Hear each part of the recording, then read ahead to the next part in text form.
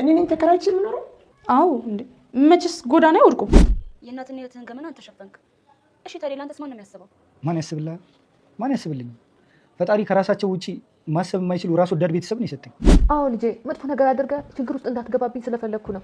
አንቺን እንዲህ በቁምሽ አዋርዳሽ ዝም ምን ይመስልሻል? ራስሽን ጠብቂ፣ ሰበብ እንዳትሆኝ። ያው ቤቱ ሊሸጥ ስለሆነ ድንኳን ይጣላል። ምላሱን ሳልቆርጥልሽ ወደ ወጥ መስራትሽ ተመለሽ። ገልቦታለሁ። ግደለኝ እማዬ አትነሽሽ፣ እንደዚህ ያምርብሻል። አንቺ የተረገምሽ ነሽ አንቺ። እዚህ ነኝ እኮ እኔ እያየሁሽ እንዴት ነው ጎዳና ስትወድቂ ዝም ብዬ የማየው? አትወድቂም። ተነሽ እማዬ፣ ትንሽ አንተ እኮ ጥሩ ልጅ።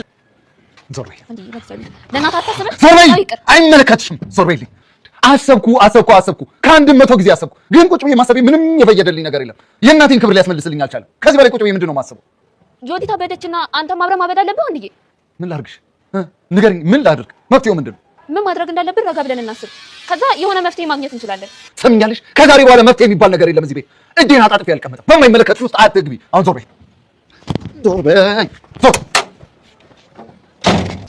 በምንድን ነው ከህይወቴ የማትወጪብኝ?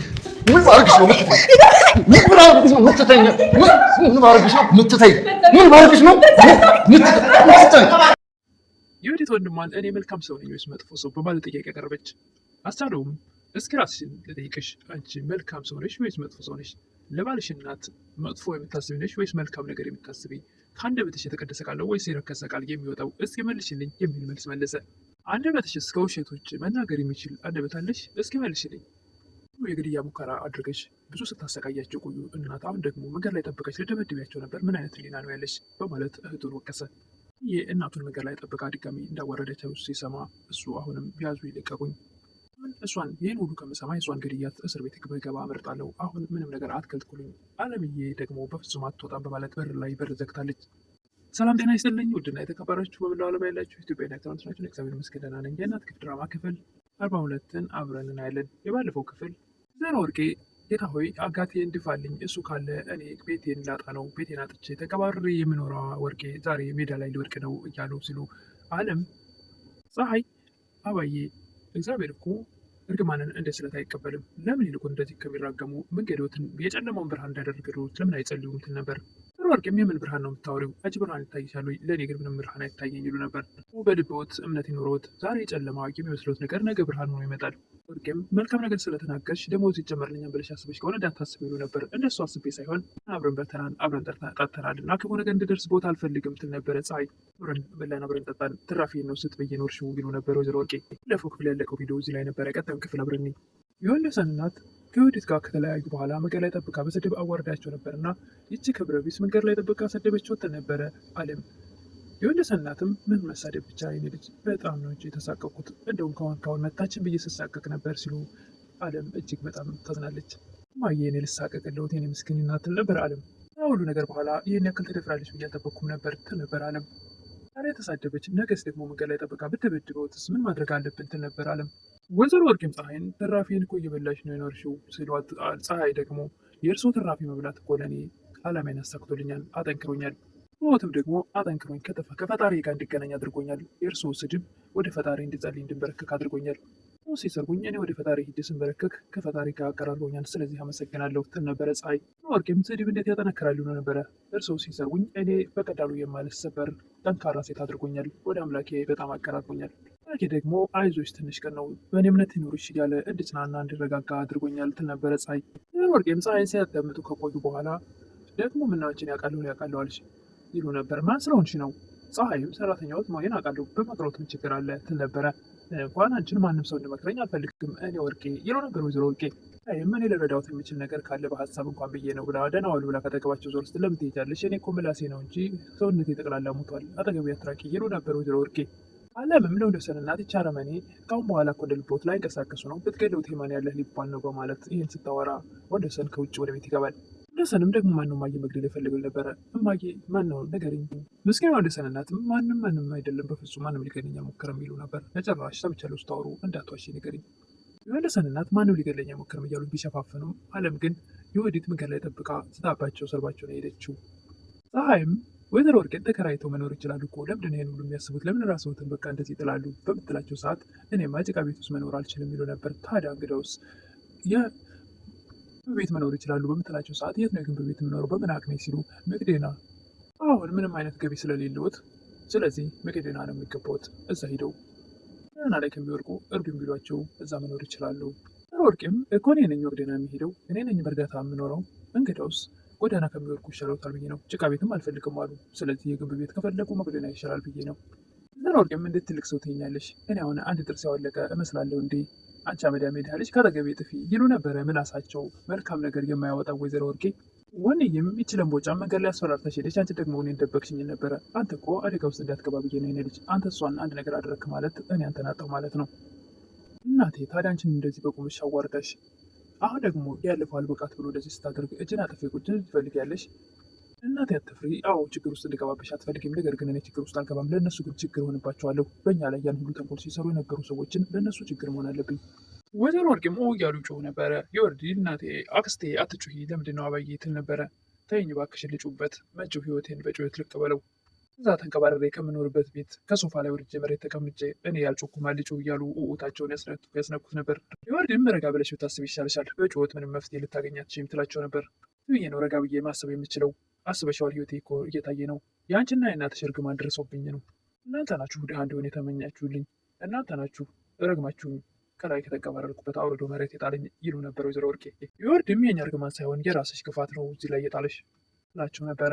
እሳቸውም እኔ እኮ መልካም ሰው ነኝ የእናንተ እርግማን ደርሶብኝ ነው እንጂ ስትመጪ እኮ እንኳን መጣሽ ብዬ በሰላም ተቀብዬሻለሁ አይደል ይሉ ነበር ወይዘሮ ወርቄ። በጭራሽ እንደውም በስድብ ምላሽን ዘርግተሽ ነበር የተቀበልሽኝ ትል ነበር የወርዲ።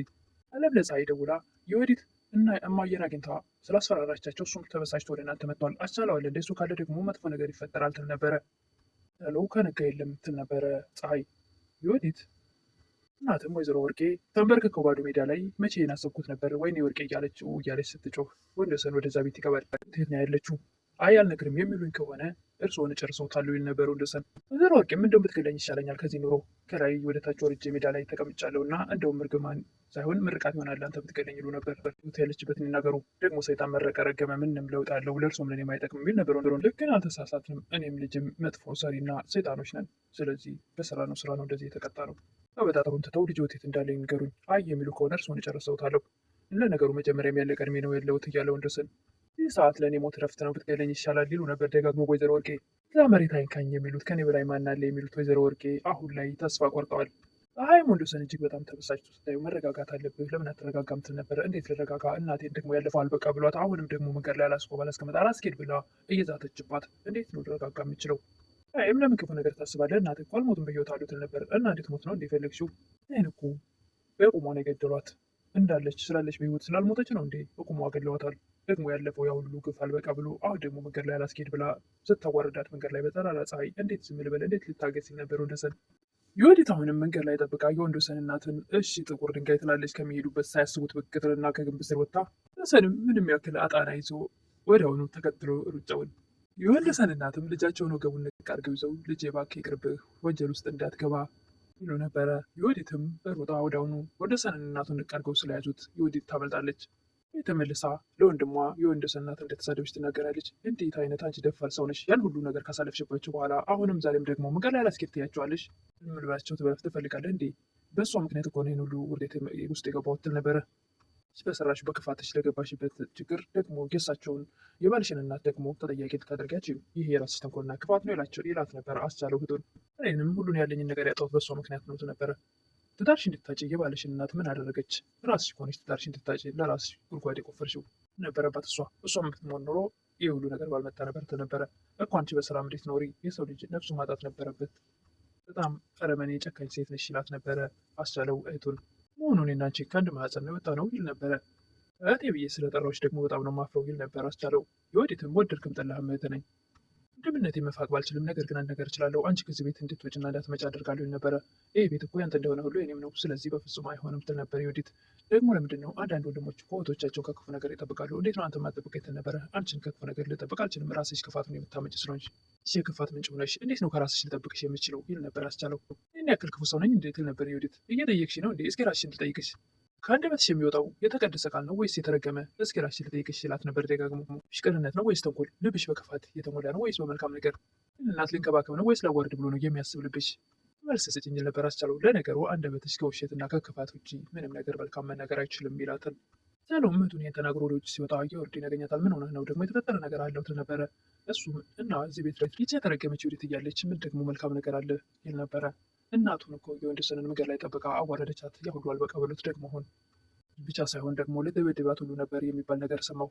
ድም አታደርገውም ትል ነበር። አድርገዋለች። መንገድ ላይ ጠብቃ አይደለም ስድብ ልትደበድባቸው ነበር ይል ነበር አስቻለው። ድም እንዴት ሰው ጨክኖ ትልቅ ሰው ላይ እጅን ያነሳል ትል ነበር። ታደርጋለች። የሰው ልጅ አይችልም። የኔ እህት ግን አይደለም መዝፈራራት መግደልም ትችላለች ይል ነበረ አስቻለው። ወንደሰን የሚያዙ ይልቀቁኝ ነበረ። አለምን በሩን ዘግታ በፍጹም ልትወጣ አትችልም። ዕዳ ውስጥ ማግባታት ወንጀል መስራት ትፈልጋለህ ወይ? ለእናትህ አስብላችሁ ትል ነበር። ምን ክብር ላይ ዞር አድርጎ ወንደሰን ወደ እነሳቸው አንቺ የተረገምሽ በምንድን ነው ከህይወቴ ልትወጪ የምትይው? በምንስ ልገላገልሽ እያለ በቦክስ እያላት እንግዲህ ብዙም በደንብ መስሎ አይታይም። የዛሬው ቪዲዮ ይህን ይመስል